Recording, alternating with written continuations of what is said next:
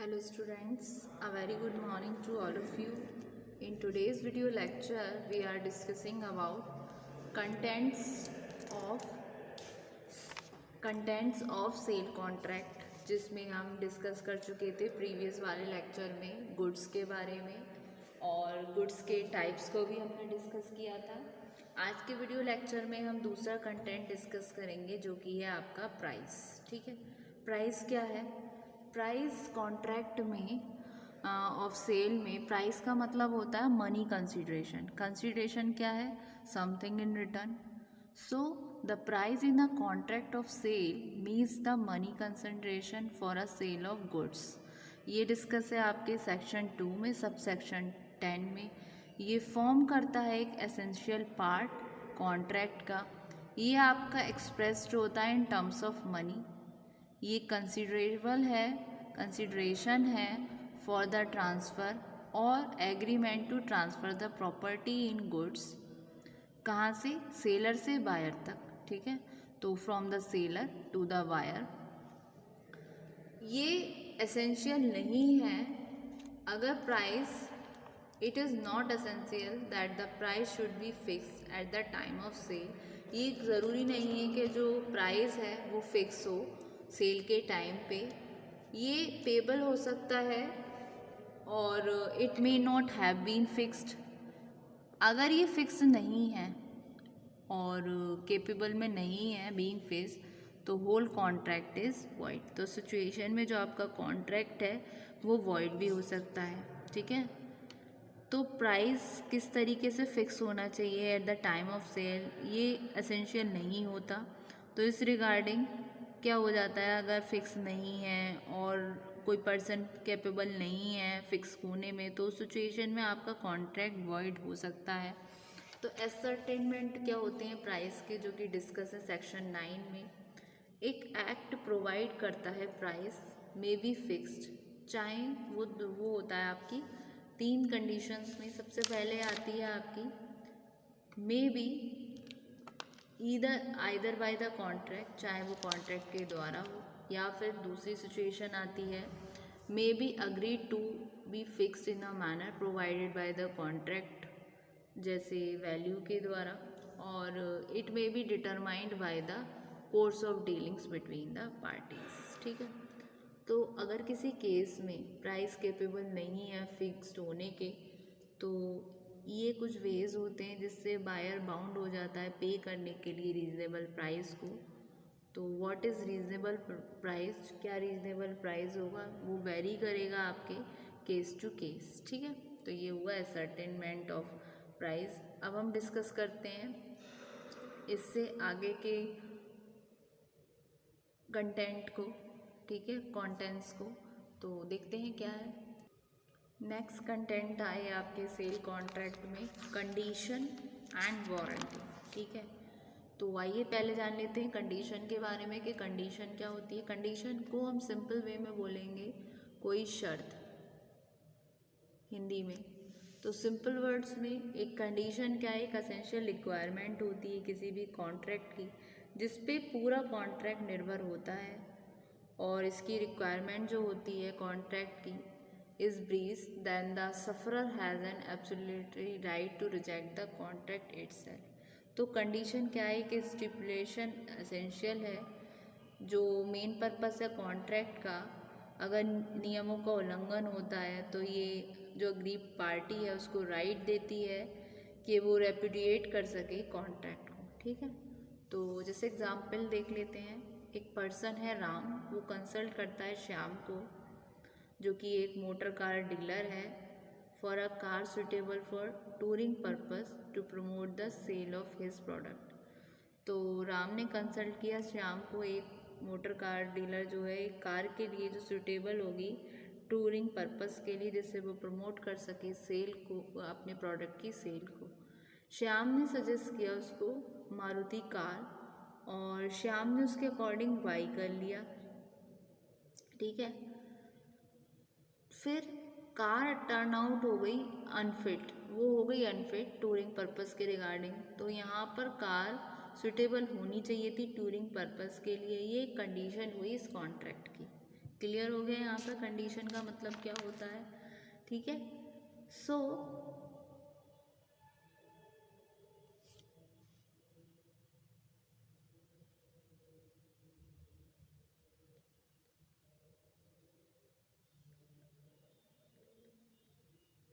ठीक है, फिर नेक्स्ट आपकी आती है वारंटी। वारंटी क्या होती है?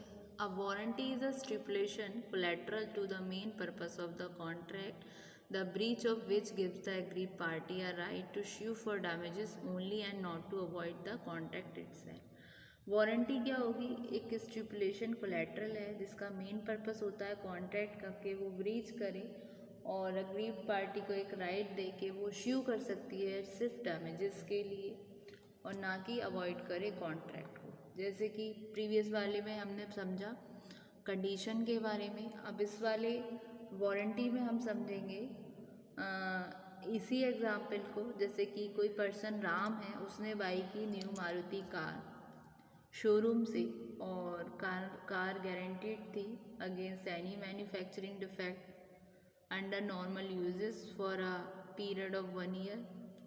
जो डेट थी आप उसकी ओरिजिनल परचेज की, यानी कि जो मैन्युफैक्चरिंग डेट थी उसके बिहाफ से। तो event of any manufacturing defect, तो एक वारंटी होती है रिप्लेसमेंट करने की डिफेक्टिव पार्ट को। If it can not be properly repaired, अगर वो किसी सिचुएशन में सही ढंग से रिपेयर नहीं किया तो क्या हुआ, 6 मंथ के बाद राम ने पाया कि जो हॉर्न था कार का वो सही तरीके से काम नहीं कर रहा था, तो वो कॉन्ट्रैक्ट को टर्मिनेट नहीं कर सकता था।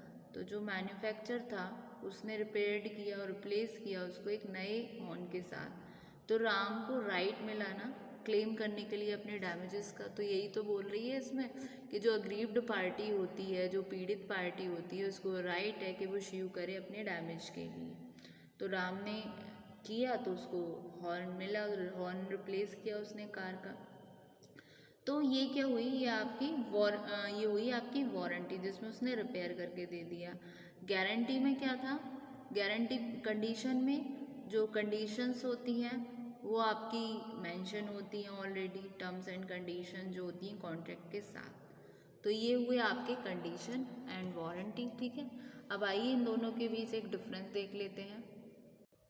तो ये हुए स्टूडेंट आपके difference between condition and warranty. तो सबसे पहले आपका basis of difference tabular form में, देन आपका कंडीशन, फिर आपका वारंटी। सबसे पहले बेसिस ऑफ डिफरेंस में आता है मीनिंग।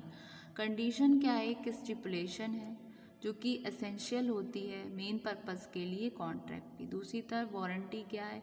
एक स्टिपुलेशन है जो कि कोलैटरल है मेन पर्पस के साथ कॉन्ट्रैक्ट की, ठीक है। दूसरी इंपॉर्टेंट, कंडीशन एसेंशियल है मेन पर्पस के लिए कॉन्ट्रैक्ट की, और वारंटी आपकी सिर्फ कोलैटरल है मेन पर्पस के लिए कॉन्ट्रैक्ट की, ठीक है। नेक्स्ट आती है, ये डिफाइन कौन से सेक्शन में हुई है? जो कंडीशन है वो डिफाइन हुई है आपकी सेक्शन 12 में, सब सेक्शन 2 में of Indian sale of goods act. और दूसरी तरफ जो वारंटी है वो आपकी डिफाइन हुई सेक्शन 12 में, सब सेक्शन 3 में Indian sale of goods act 1930। Next आता है व्हाट इज़ इट? कंडीशन क्या है? कंडीशन आपकी डायरेक्टली एसोसिएटेड होती है उद्देश्य से कॉन्ट्रैक्ट की, ठीक है। तो जो कॉन्ट्रैक्ट का उद्देश्य होगा, जो कंडीशन होगी वही होती है ना, terms and conditions are apply. तो इस तरीके से वो अप्लाई होती हैं आपके कॉन्ट्रैक्ट के साथ। अगर आप अग्री करते हो उस कॉन्ट्रैक्ट की तभी आप कॉन्ट्रैक्ट को हाँ बोलोगे, अदरवाइज उसी समय पर आपका कॉन्ट्रैक्ट शुरू होने से पहले ही ना हो जाएगा, ठीक है। और जो वारंटी होती है वो आपकी सब्सिडरी प्रोविज़न है जो रिलेटेड होती है ऑब्जेक्ट से कॉन्ट्रैक्ट के। और रिज़ल्ट क्या निकल कर आता है दोनों सिचुएशन में? अगर कंडीशन के रिगार्डिंग क्या होता है, टर्मिनेट हो जाता है कॉन्ट्रैक्ट, अगर उसकी कंडीशन फुलफिल ना हो तो टर्मिनेट हो जाता है दूसरी तरफ। और वारंटी की साइड क्या होता है, हम क्लेम कर सकते हैं डैमेजेस को अपने ब्रीच के लिए। तो इसमें क्या होता है, वारंटी में जो बायर होता है उसके पास कोई ऑप्शन नहीं होता कि वो ट्रीट कर सके अपनी वारंटी को एज अ कंडीशन, लेकिन जो आपका कंडीशन होता है उसमें बायर के पास एक ऑप्शन होता है कि वो ट्रीट कर सके कंडीशन को एज अ वारंटी और डिटरमाइन कर सके अपनी रेमेडीज़ को। ठीक है, तो ये थे आपके basic difference between condition and warranty और मीनिंग एंड डेफिनेशन और with suitable examples condition and warranty. ठीक है, और उसके अलावा हमने पढ़ा प्राइस क्या होता है। तो होप सो स्टूडेंट आज के वीडियो लेक्चर में आपको ये इतना समझ आया होगा। ठीक है, तो एक बार हम गो थ्रू करते हैं। प्राइस क्या था आपके कॉन्ट्रैक्ट में, इसका मतलब था प्राइस मनी कंसिडरेशन था जो एक्सप्रेस हो रहा था आपके इन टर्म्स ऑफ मनी में, और ये कंसिडरेशन होता है फॉर द ट्रांसफ़र और agreement to transfer the property from the seller to the buyer. ठीक है, और ये थे इसके असर्टेनमेंट ऑफ प्राइस के। ठीक, ये रही आपकी कंडीशन और उसका एग्जाम्पल। देन ये था आपका warranty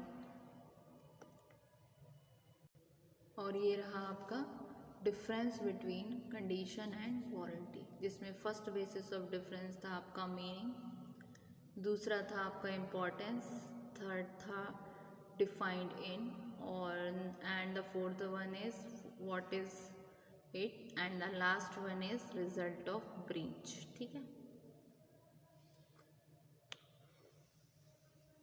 thank you so much student.